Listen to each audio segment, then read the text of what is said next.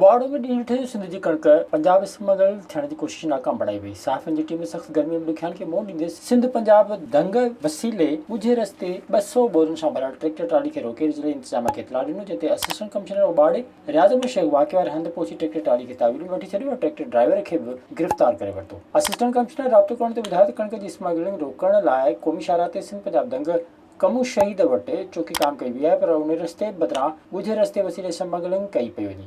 बावड़े जे साफ़ियुनि जी निशानदेही ते कार्रवाई करे 200 कणिक जी बोरियुनि समेत ड्राइवर खे गिरफ़्तार करे वरितो आहे। शादीपली जी रवासन बेवा राहीला ज़ाल ज़ियाउद्दीन राजपूत इंसाफ़ ऐं तहफ़्फ़ुज़ लाइ वुमन थाणे उमरकोट पहुची वई। साफ़ियुनि ॾाढो दाहींदे इल्ज़ाम हणींदे बेवा औरत राहीला ज़ाल ज़ियाउद्दीन चयो त संदसि निणान ज़ेबनिसा संदसि पुटु उस्मान मंसूर ऐं संदसि ज़ाल तशद्दुद करे खेसि घरां कढी छॾियो आहे। हू संदसि ज़मीन फबाइण चाहिनि था, जिन मां खेसि ख़तरो आहे। हुन चयो त संदसि ज़मीन जा कागज़ बि हुननि फेराए छॾिया आहिनि ऐं धमकियूं ॾिनियूं आहिनि त वापसि आयसि त सुठो न थींदो। संदसि चवणो त हुन सां वॾो ज़ुल्म थियो आहे, नोटिस वठी साणसि इंसाफ़ कयो वञे। जाम शोरो मां वॾी अघु कानून लागू कंदड़ इदारनि जे अहलकारनि पारां चढ़ाई करे जसकम जाम शोरो जो अॻवान जावेद शोरो एजाज़ थाइमी ऐं इहसान ते खे गिरफ़्तार करे नामालूम हंधि मुंतक़िल करण ख़िलाफ़ संदन वारसनि पारां एहतजाज जो सिलसिलो जारी आहे। इस सिलसिले में जावेद शोरे जे वारसनि वॾेरे इस्माइल शोरे, मिठल शोरे, रहीम जमाली ऐं दानिश मंजूर थाइम जी अॻवानी में ॻोठ अब्दुल्ला चावड़ो जे वाटर सप्लाई स्कीम अॻियां एहतजाजी मुज़ाहिरो कयो ऐं मुतालबो कयो त बेगुनाह गिरफ़्तार करे खंबे खणी गुम कयल नौजवान खे फौरी तौर ते आज़ाद कयो वञे। ओड़ा जाम शोरो डिस्ट्रिक्ट प्रेस क्लब अॻियां नौजवान एहसान तिवणो जे वारसनि डॉक्टर एजाज तिवणो, मुबीन तिवणो, हुसैन बख्श तिवणो जी अॻवानी में एहतजाजी मुज़ाहिरो कयो वियो। हुननि मुतालबो कयो त संदन नौजवान खे बेगुनाह गिरफ़्तार करे गुम कयो वियो आहे,